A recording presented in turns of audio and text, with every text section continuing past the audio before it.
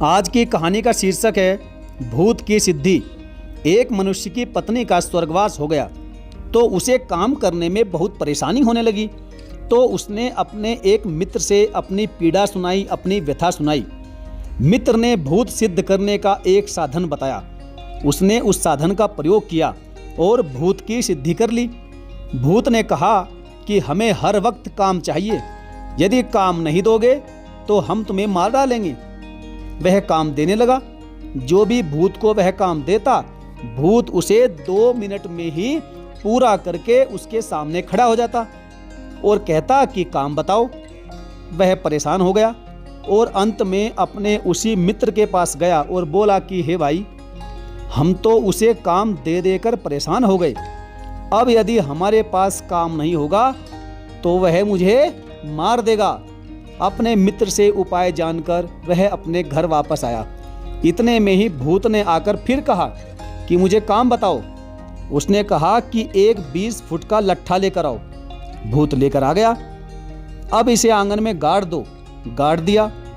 अब अगले काम बताने तक इस लट्ठे पर चढ़ते उतरते रहो। बस फिर क्या था, वह भूत उस काम में लग गया।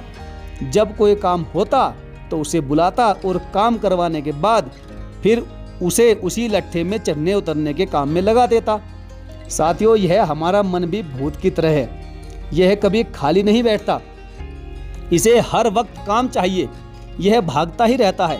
ब्रह्म रूपी लट्ठे में चढ़ने का काम इसे दे दो, यह उसमें बंध जाएगा तो इसे शांति मिल जाएगी।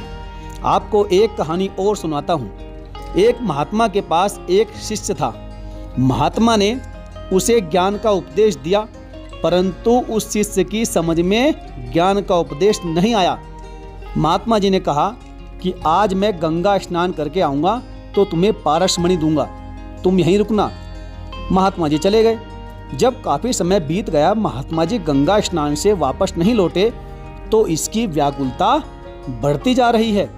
उसने महात्मा जी की कुटिया के पास पारसमणि को खोजना शुरू कर दिया कि महात्मा जी कुटिया में ही कहीं मणि रखे होंगे, पर मणि उसे कहीं नहीं मिली।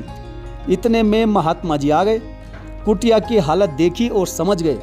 शिष्य से बोले, हाँ बेटा, पारसमणि खोज रहे थे क्या? शिष्य बोला, हाँ महात्मन, लेकिन मिली नहीं है। महात्मा बोले, अरे मूर्ख, वह तो सामने रखी है। महात्मा जी ने सामने रखे लोहे के डिब्बे को उठाया और कहा कि पारसमणि इसमें रखी है। उसे बड़ा आश्चर्य हुआ कि पारसमणि लोहे के डिब्बे में कैसे हो सकती है। यदि यह सच में पारसमणि होती तो इस लोहे के डिब्बे को सोना हो जाना चाहिए था। यह पारसमणि नहीं हो सकती, यह नकली है। महात्मा जी ने डब्बा खोला और उसमें से एक पुराने कपड़े की पोटली निकाली। उसे खोला और उसमें से पारसमणि निकालकर डिब्बे में छुआया। जैसे ही छुआया तो वह सोने का हो गया। वह आश्चर्य में पड़ गया।